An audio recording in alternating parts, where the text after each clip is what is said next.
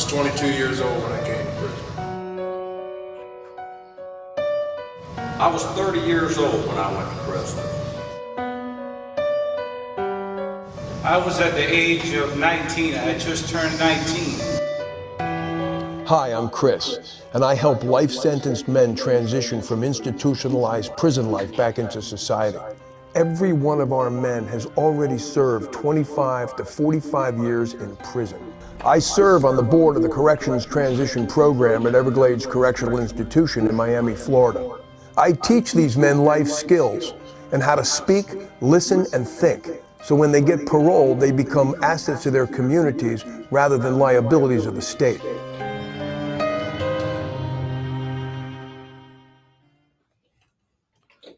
Welcome, Facebookers, YouTubers, Twitterers. I don't even know if that's a word.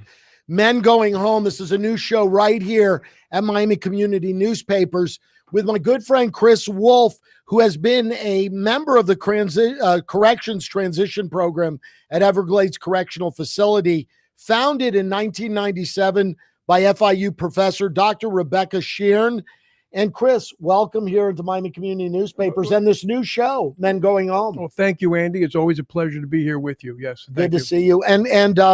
So I want to start by just talking a little bit about the program. Sure. And about, first, the program that you've been involved in for 8 years, 9 years now? 13 years 13. now. Oh, excuse me. 13 years you've been involved in there at Everglades Correctional Facility. Right. Tell us a little bit about the transition program there and what's entailed. Well, the Corrections Transition Program was actually created in 1997 by Dr. Regina Sheeran and Marta Villacorta. And it's really the consequence of a change to the penal system back in 1972 when a life sentence was changed to 25 years of mandatory incarceration, and then you could be considered for parole.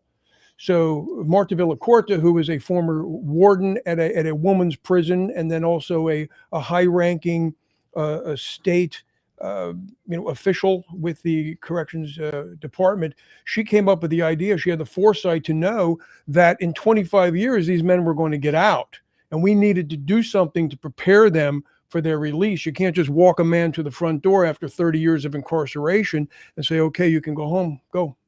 Yeah. I mean, let's give some perspective on that. So prior to what year, I know now life is life, correct? Correct. After 1995, when you're sentenced to life in prison, that means life. Life is life. But prior to that, if you were convicted of a crime prior to 1995, let's say first-degree murder or second-degree murder, a life sentence meant you would serve 25 years of mandatory incarceration, and then you could be considered for parole. So these are men that went in prior to 1995. Correct. And now they're available, able to get paroled after 25 years. Right. They're eligible for parole consideration. Doesn't mean they'll get paroled, but they're eligible for parole consideration. These men are transferred in from all over the state. There's currently 50 state correctional facilities, 50 prisons, 7 privately run prisons, but there's really 144 facilities throughout the state of Florida that houses currently 95,600 inmates. Wow, it's a lot of people. It's a huge budget, I imagine, and quite a tax on the state of Florida, on the people of Florida. It's tremendous.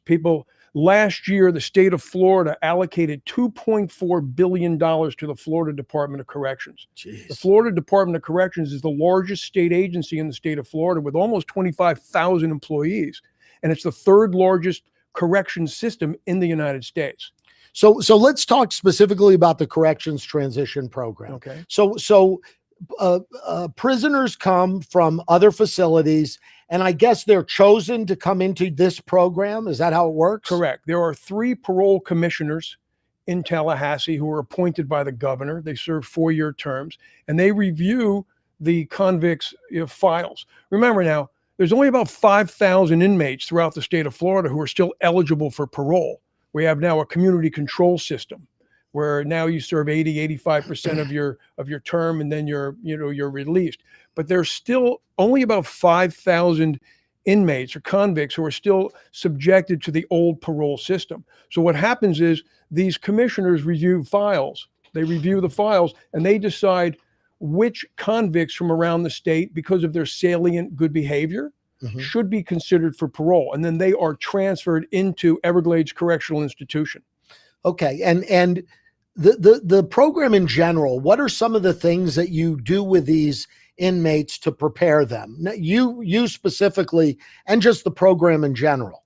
Well, as we said in the introduction of today's show, I help these men transition from institutionalized prison life back out into society by teaching them to speak, listen, and think. Because if we can help them with their communication skills, they can apply for jobs, they can maintain relationships, and they can also give back to the community by teaching at-risk youth not to make the same mistakes they've made over the years.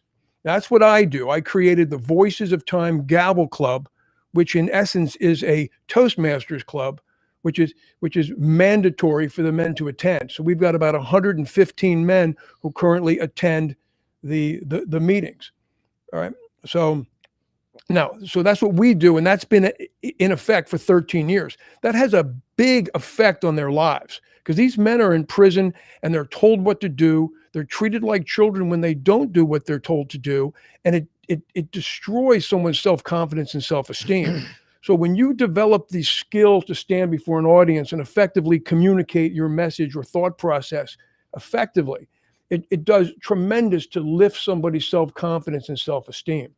Now, on the other hand, Dr. Sheeran, she created the Corrections Transition Program in 1997, and we have FIU students who work with the men. We have volunteers from the community come in and speak to the men every week. The men actually teach courses to the other men on conflict resolution, computer skills, parole planning, etc.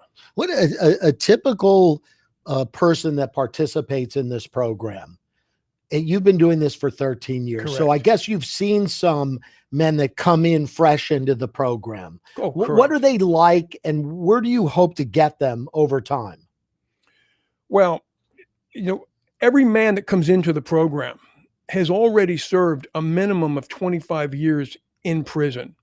So a lot of the men, when they come to our program, they don't want to be there. They just want to do their time and get out. So they're being uprooted from wherever they are that they're comfortable and sent down to Miami at Everglades Correctional Institution. So they come in and they are pretty much all the same when they come in. I mean, some are easier than others, but where we want to get them is to a point where when they transition out, they're successful. Because when people ask us why we do what we do, we say we do it to keep our streets safe. Because if we can help these men transition successfully, they're not going to go back to crime. So we're helping keep the streets safe. Our goal is to help them become wage-earning, tax-paying citizens. And our recidivism rate is tremendous. Yeah, how's that turned out? Have you been successful doing this? The average recidivism rate across the state of Florida for all crimes is approximately 25% and has been for years. The recidivism rate in our program is less than 1%. Wow. Less than 1%. We've had over 450 men transition out successfully. We've only had one man commit a serious crime. We've had others recidivate because when you get out, you're subjected to random urinalysis. And sometimes they come back with dirty urine, with alcohol or marijuana or cocaine in their urine. We get an occasional shoplifting charge, but not much. But there's only been one serious crime. The recidivism rate is tremendous. Wow, that's impressive. That's impressive. And obviously alleviates quite a burden on the taxpayers of the state of Florida. Oh, correct. Absolutely. Absolutely. Because people don't realize it's only about $22,000 to $24,000 a year to incarcerate an individual. But it's much more expensive than that when you add in the health charges that go with that. Remember, the state of Florida allocates $2.4 billion a year to house these men and run the system. $1.7 billion a year is just to house the men and pay the guards. $500 million is used for health services. Wow. And for the elderly convicts, it's much worse because they're the ones who really incur the charges.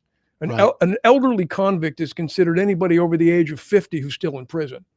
Okay. And I've seen quadruple bypasses, and I've seen knee replacements and strokes and hospital stays. And the health services charge is an escalating charge because we have an aging prison population.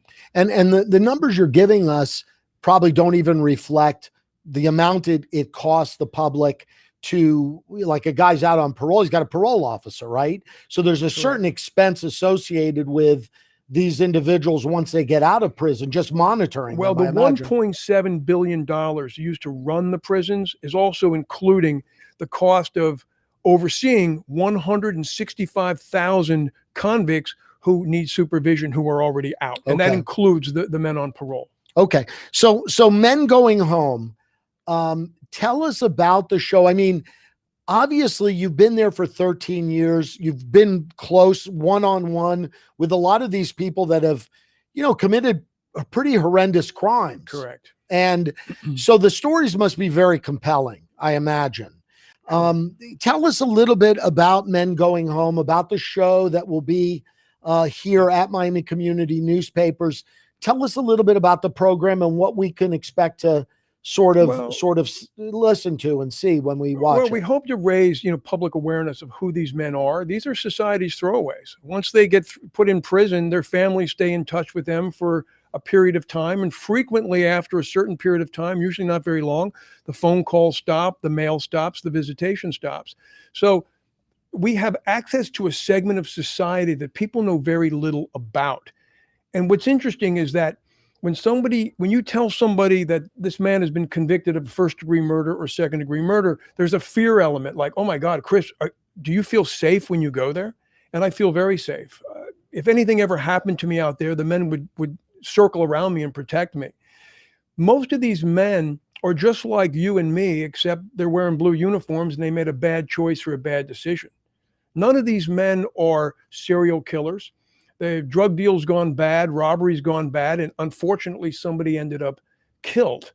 And we hope to bring their stories out so that people get a chance to know who these men are, what life in prison is really like, and what they're doing now on the outside. Yeah, and maybe tell the story of how difficult it is once they get out of prison to make a life for themselves. I imagine if you're in prison 30, 40 years, I mean, you're coming out into a totally different world. Correct. A life parolee is living behind the 8 ball. It's very difficult to get a job because when you fill out the job application, they ask you, have you ever been convicted of a felony? And you have to say yes. And then they want to know what happened.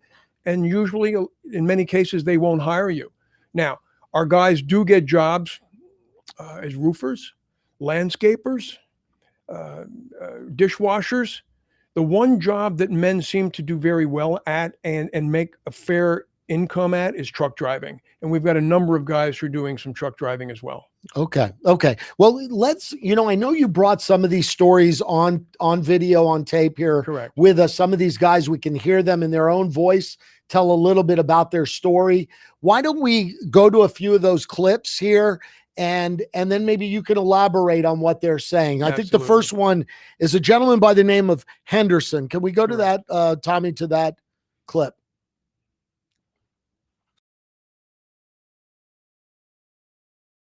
My name is Daniel Henderson. I was convicted of 2 counts of second-degree murder. In my life at that time, it was involved nothing but drugs. I was 22 years old when I came. I've been in prison 37 years. Nobody is all bad, nobody is all good. I had played chess with Ted Bundy. I worked as runaround on death row. If there's anybody that was all bad, it was Ted Bundy. The reason I say 7 different Ted Bundys is sometimes you'd go down to Ted's house and he'd be Fred. Sometimes you go down to Ted's house and he'd be Tom. And there's different voices, different body languages and all that. But he was an excellent chess player no matter who he was. Well, my first thoughts when I was sentenced to life in prison was I gave up a pretty redhead, I gave up my daughter, I gave up my home, my truck, my everything, and that I based my self-esteem on. So I just figured that everything was over with. I'd like to leave my footprint somewhere. I'd like to help some old folks because the old folks is the one that led the way and nobody's there for them. I want to take them fishing. After 37 years of incarceration, I actually know Daniel Henderson very well. What it's taught me about me is that I can do anything I put my mind to, and I can accomplish and achieve whatever I want. Amazing story. Yeah. So this gentleman, Henderson is his last name. Correct. This gentleman, he was friends with Ted Bundy. He wasn't necessarily friends with Ted Bundy. He was at Florida State Prison when Ted Bundy was on death row. And because Daniel was a life sentence man, he was what's called a runaround on death row, meaning he would deliver breakfast, lunch, and dinner to the men on death row, and he would deliver mail. And what he would tell me is that he would frequently play chess with Ted Bundy and smoke pot with Ted Bundy as well. And when he said nobody's all good or all bad, he was referring to something that I used to say to the men all the time, to make them not feel as bad as they could and sometimes do for some of the things they've done. I used to tell them that nobody is all bad or all good. And I would repeat that to the men all the time. So what he was saying is Dr. Wolfe always says nobody's all bad or all good. He never met Ted Bundy. Right.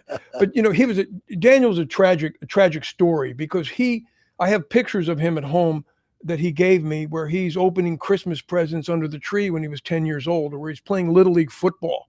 And then he went into the military and he came back. And when he came back, he started selling marijuana in pretty big amounts. And what he would do is he would drive his vehicle from Central Florida through El Paso, Texas, into Juarez, Mexico. And he would load his vehicle up with marijuana, bring it back to Central Florida, and then he would sell it to people he knew in Central Florida and Southern Georgia. And his rule of thumb was always, I don't sell to anybody I don't know. But what happened was he let his guard down one day, and his two business partners had made an arrangement to sell a fair amount of marijuana to some guys he didn't know. And what happened was these other men showed up to buy the marijuana. And a minute or two after they got out of their vehicles, Daniel said they were wearing long coats. And they said, you know what time it is? And they reached into their coats and said, it's time for you to hand over the weed. And they pulled out guns. The two business partners of Henderson didn't even think twice. They just pulled their guns out and opened fire. And they killed two of the three men. The third got away, called the police anonymously, and told them what happened, where it happened, and who was involved. So Daniel, within 2 days, was arrested and charged with 2 counts of first-degree murder. And then what he did was he argued it was self-defense. He said, look, they were trying to kill us. And they said, well, that might be true, but when you're selling marijuana, felony murder takes place. So what happened was he ended up being convicted on 2 counts of second-degree murder. They offered him 20 years, and he told them to kiss off in so many words. And he didn't take the deal. He should have, because Daniel ended up doing 41 years in prison, and they only let him out because he had terminal cancer. And he died within 30 days after they let him out. Wow, what a tragic story. And it's a shame because Daniel was a gentleman. He was a really nice guy. And he served our country in the military, right? And he himself never killed anybody. And the guys he was with who killed the other men, they actually pulled the triggers and killed the guys, and they got out after 20 or 25 years. So they plead out and probably got a lesser sentence. Correct. But the most human story that Daniel ever told me, because we used to go to the prison and we'd be waiting for class to start. So we would just talk one-on-one a lot with a lot of these men. And he told me the most human story I've ever heard from anybody. Because when he referred to the redhead, he was in love with the redhead. Right, he married yes. her and he loved her. And he got 2 life sentences, and she would come to visit him month in and month out. And he finally told her, he said, listen, you got to move on with your life. I'm not getting out. And finally, after a couple of years, she showed up one day with his daughter, and she said, hey, Mom wants to talk to you. And she had to let Daniel know that she had moved on and she finally met somebody else. And I just thought how gut-wrenching that must have been to be in love with a woman, tell her she's got to move on with her life, and then she comes and says, I've done that. I've done that. Did he ever see her again? Do you know? I don't know. Wow, amazing story. And these are some of the stories that we're going to hear. Correct, yeah. During Men Going Home here at Miami Community Newspapers. That is correct. some of these people we're going to see on the show. They'll be here live. Correct. Being interviewed by you during this program, correct? Sure. There's a number of men who live right here in Miami-Dade County.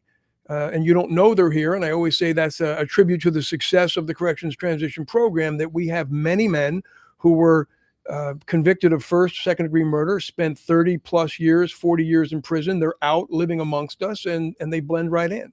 Well, Tommy, let's go to the second clip that we have here. A gentleman by the name of Goodwin, Correct. who has been part of the program and was part of this documentary, I guess you guys filmed. These are clips from that documentary. We had filmed years ago. We had a speech contest at the prison, and these were all men who agreed to be interviewed with me prior to the competition. And they all actually competed in a speech contest. Oh, that's awesome. So let's go to the second clip. It's a gentleman by the name of My name's David Goodwin.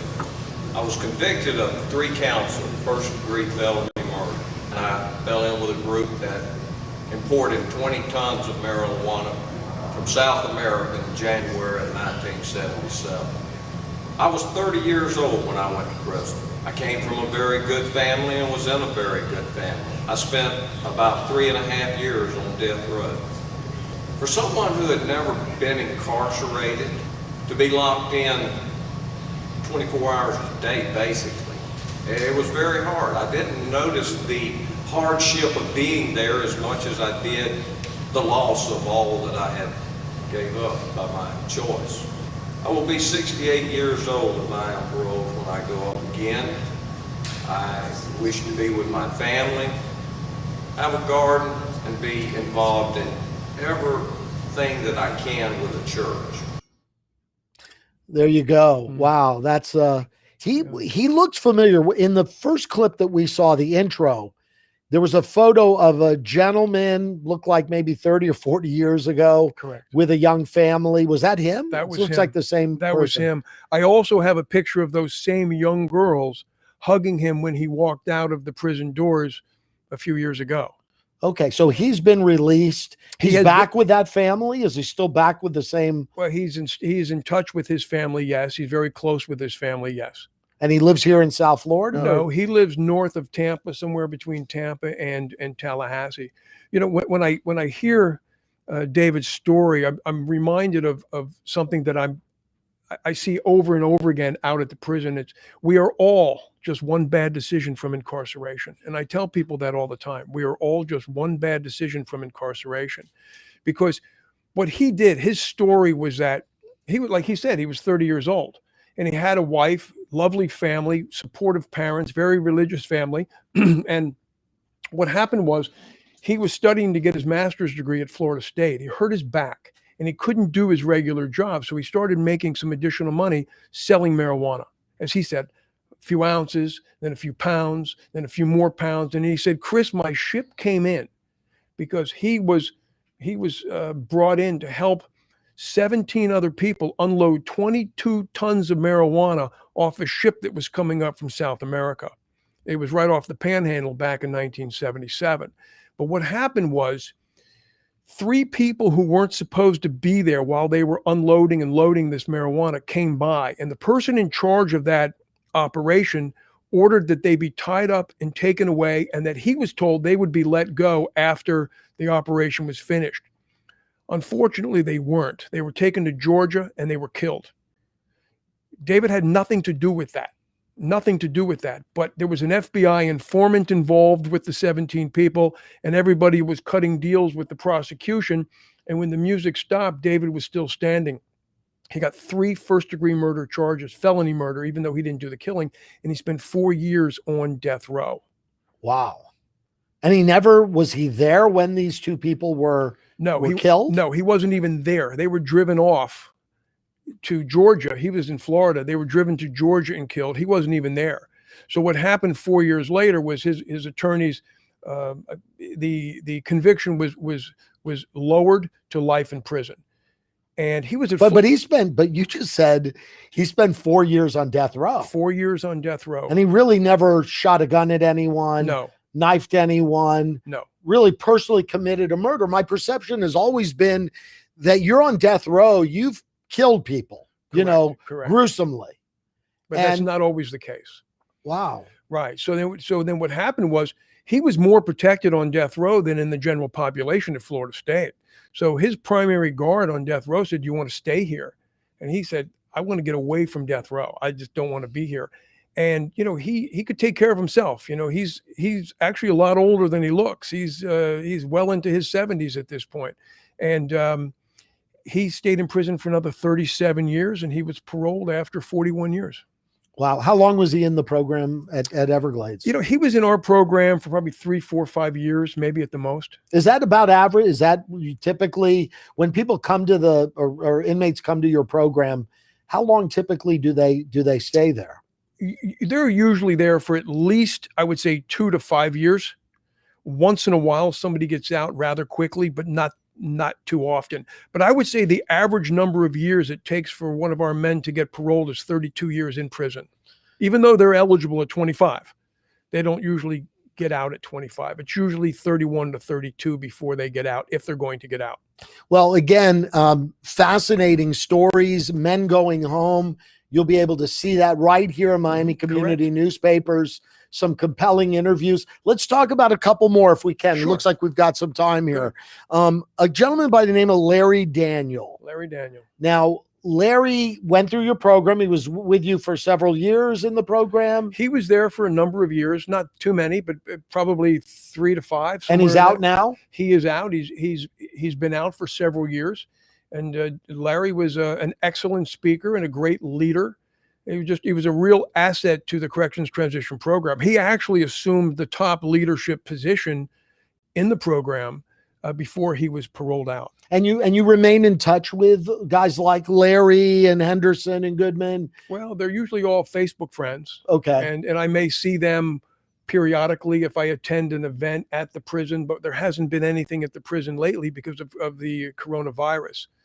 I emceed an event in Tallahassee a few years back when we had juvenile offenders come out and talk to students about being a juvenile offender and getting a life sentence when you're 15, 16, 17 years old. Are those type of events, do you find them effective? Well, they can be. These were all criminal justice students. Okay. And they were attending this event. So it's good that they hear from actual men who have served time in prison so it gives them a lot of credibility on their subject. Well, the next one, Larry Daniel, as I mentioned, Tommy, if you can, let's listen to Larry's story, a little bit of Larry's story, and then Chris, you can elaborate on that. Sure. My name is Larry Daniel. In 1985, I was convicted of the offense of first-degree murder. At that time in my life, when I was convicted of first-degree murder, I was going through some personal problems, and I got involved with some drug dealers, and a drug deal went bad, and unfortunately, one human being lost his life. I was 29 years old when I came to prison. My survival in prison the last 27 years, I would attribute to support by family, friends, and some of the administration within the Department of Correction, giving you words of encouragement, telling you to keep going and keep doing what you're doing and stay on the path. Being a black belt in karate has helped me in keeping my concentration and my focus. When the judge sentenced me, imposed a sentence of life imprisonment with a minimum mandatory 25 years, I did not really understand just exactly what that meant. That was probably one of the most traumatic experiences I've ever had in my life. Upon my release from prison, I would like to be able to give back some of the consideration and faith and investment that have been placed in me as an inmate within the Department of Corrections. Somebody believed in me, and some people have believed in me to invest education and resources into my well-being. America is the land of second chances, and I intend to live in that land. Wow, he got very, very emotional there. And a whole lot going on there. First off, the one thing that sort of resonates with me is it seems like there's a recurring theme going on with these clips that we're seeing today. And that is that it all started with just their involvement in drugs. Yeah, that had a lot to do with it. you know, we made a videotape for the National Marijuana Initiative a few years ago, and we interviewed a lot of adolescents who got life sentences, and we found some common denominators, and that was that most of them will all tell you, especially the ones that came to prison when they were 16, 17, 18. The common denominators were that they hung around the wrong group of kids growing up. They used alcohol and drugs at very young ages, 11, 12, 13. They succumbed to peer pressure, and they just flat out made bad choices and bad decisions. What about family, their family background? Some of these guys, a couple of them, or the one gentleman, I think it was Goodwin, was talking about coming from a good family. Correct. But is that usually the case, or do you find that they're coming from families, maybe one-parent families, or families maybe where parents are on alcohol or drugs, or does that seem to be a common theme? I don't mean to be evasive. It's all across the board. Okay. On that. There's lots of guys who had 4 or 5 brothers and sisters who never got into any trouble at all, wonderful parents, and they just, you know, did things they shouldn't have done. So there's a misconception sometimes that so many of these guys come from one-parent households. That's not always true. A lot of these guys just make bad choices and bad decisions. Yeah, and their stories will be really elaborated when you have them either live here on this set or through a Zoom link during your program, Men Going Home, here at Miami Community Newspapers. He mentions karate. That was interesting to me. Yeah, it was my understanding that he was very involved with karate at a young age, and at one point he was actually trying to go to the Olympics for karate, and I think he was doing the qualifiers, and then for some reason, I believe, as he was saying diplomatically, that it was at a bad time in his life. I think he needed money, and he made a bad choice and a bad decision to get involved with drugs. And like you say, it only takes one bad decision. We see that over and over and over again. That's the recurring theme with all these stories, pretty much. Yeah, we won't see it today, but we'll see it probably in the future. I've got a guy named Dennis, and we asked him what happened. He's got a first-degree murder conviction. I said, "What happened?" He said, "Well, I went to a bar, I drank too much, a fight broke out, shots were fired, and somebody was killed." And he did 32 years for that. Wrong place at the wrong time. It seemed to me with Larry Daniel that one thing that maybe has uplifted him is the confidence that he's getting from people like you. And I got to tell you, I've told you this before, my old college roommate here, Chris Wolfe, very proud of you. But do you think that that's sort of what some of these guys need? They just need someone to say, hey, you can do it. You can transition properly. You can be productive in society. Give them the confidence that they need. Absolutely. And that's why the Voices of Time Gavel Club has been very helpful for these men, because it gives them a lot of confidence and self-esteem, you know, because they do what most people fear. All of the men in our program are, believe it or not, great speakers. Every one of them can stand up and tell jokes and tell stories and entertain a crowd. And that gives people tremendous self-esteem and self-confidence. Yeah. And we don't put them down. Prison is a very negative place. They're told what to do. They're told when to stand up and when to sit down and when to, you know, go to bed. And if they don't do what they're told, they're treated like children.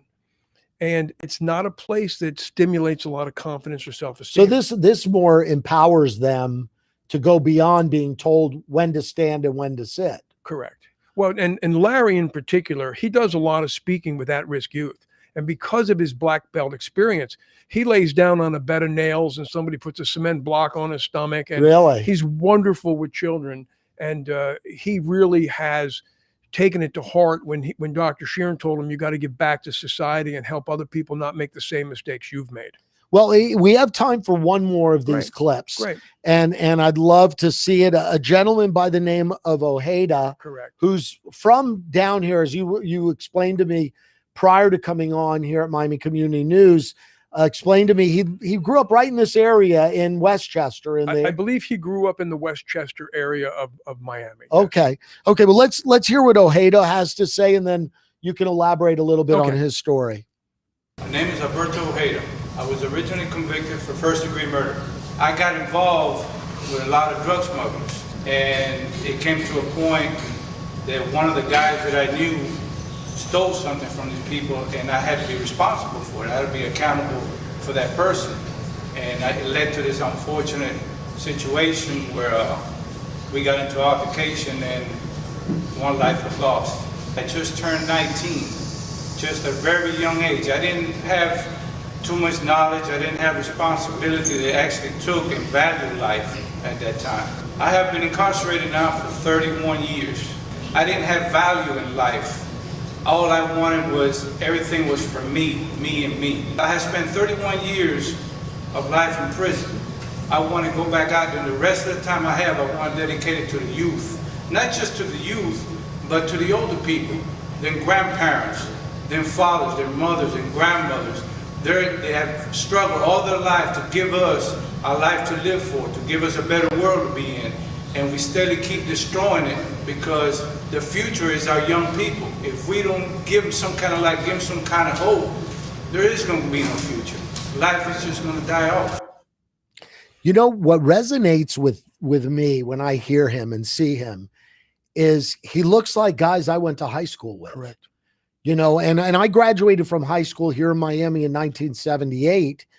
And there's guys from my high school senior year, the senior year before me, 77, 79, 80, who ended up kind of just like him, who got involved with the wrong crowd, found it was maybe easy to make money. They were very self-centered. It was about making money for themselves, got involved in the drug trade, and some of them spent lots of years in prison.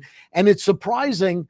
I had just a quick story. I had a friend that came to town for his high school reunion, and he was a year behind me, graduated in 78 from my high school. And he said, you know, I'm going to meet a few guys at Mary Brickell Village to have a drink at happy hour. Come with me. And it was guys from his class, so I went. And one guy in particular, I won't mention names, I had no idea, had spent 11 or 12 years in prison. Wow. On a cocaine offense and got involved in the wrong crowd, wanted to make fast money. Was that the case with Ojeda, one of those types of deals? Yeah, what happened with him is that, well, to expand on what you just said, you know, every Thursday night, you know, I'm in a classroom with 30 or 40 guys and I'm looking across. And the only difference between looking at them and any room full of people at a restaurant, just the blue uniforms. These guys are just like any one of us. It's just, it is remarkable. But what he said in there was that he was recruited by drug dealers. And what happened was he was 18 years old and he was recruited by people, I'm making an assumption here, probably wearing Rolex watches and driving Mercedes and had lots of money to spend. And they recruited them to sell cocaine. So what he said was these two South American men recruited him to sell cocaine, and he got into that whole crowd that used to hang out, if you remember, in Coconut Grove at the Mutiny and places like that, and Menage and all these places. But what happened to him was he brought somebody else in to sell for him, OJ. But what happened was the person he brought in took the cocaine, and nobody knew where he was. There was no cocaine, there was no money, and the people that OJ worked for said, you are personally responsible for this. So he contacted the man who he needed to see down in the Redlands area of Miami, which is about 232nd Street and Chrome Avenue. And whatever happened between them escalated, and the man who took the cocaine and wouldn't give the money that he went to see pulled a gun out. OJ had to defend himself, and a man was killed. And so I said to him, how long did it take them to apprehend you? He said, about 20 minutes. I said, what happened? He said, well, somebody heard a shot. They saw a car drive off to Chrome Avenue. And the next thing I know, there was a helicopter above us in about 20 minutes, followed us to the Bird Bowl on Bird Road, and we were apprehended. But he's just the nicest guy. He was also one of our leaders in the program, just a very reasonable, nice guy who got himself in a bad situation. And we're all just one bad decision from incarceration. Yeah, and we're not trying to, you know, minimize the crimes they committed. Correct. I mean, they committed crimes. Do they minimize them, or do they are they accountable? Most of these guys. No, they have to be accountable, or they won't get paroled. right? Absolutely. They But don't is it a minimize their- genuine thing? I mean, do you feel like these guys really believe that, hey, what I did was wrong and I maybe deserve to be here for 20, 30, 40 years, whatever The it vast is? majority, yes, absolutely. Most of the men, because remember, we all change. You know, you're not the same person you were when you were 15 or 17 that you are now. Well, I don't know about that, but But most of the men change, Yes. and they really, looking back at their life now, they can't even believe they did the things they did. But they have come to well, terms you know with what? Listen, Chris, much like, you know, you and I look at things we did when we were probably 18 or in college at the University of Florida. We Right. go, my God, I can't believe I did that back then. You know, so it's just their situation became a little more dramatic. It became a little more escalated, perhaps. Right. And certainly being in the wrong place at the wrong time. I mean, we've all Right. done things that we probably look at in our life and say, you know, I could have ended up in jail driving, getting behind a wheel in that condition, or whatever it might be. You know, I know people today who are very respected in this community who tell me that when they were in their 20s, yeah, they were driving around the Southwest US selling marijuana, carrying guns. And, you know, the only difference between these men in prison and them is that nothing bad happened. Right. And They were didn't get lucky. caught. They were lucky, right? They didn't get caught and they were lucky. Right. Wow, it's really some compelling stories. I look forward to watching Men Going Home right here at Miami Community News. Any parting words about the show or anything you want to sort of enlighten us about Men Going Home in the program here at Miami Community News before we close? Well, our first show will probably have a man on who spent 41 years in prison. He held up a mini mart when he was 17 years old and shot a man. But what's interesting about his story was his life of crime, because when he was 14 years old, he had already he masterminded 2 mini mart robberies himself, and had quite a life of crime as a teenager. And then he went to prison on a murder charge. And this is a gentleman you brought to my radio show. We did a radio show with Right. him at one time, and we talked to him about one specific crime, but we'll talk much more about his life and his family and what he's doing now, because he's turned his life around and he's doing very well now. So Men Going Home will really get in depth on these men. It'll be very raw. Yes. Probably very compelling programming, and something that you people who are frequently coming on to Facebook or YouTube right here at Miami Community News will be able to experience firsthand.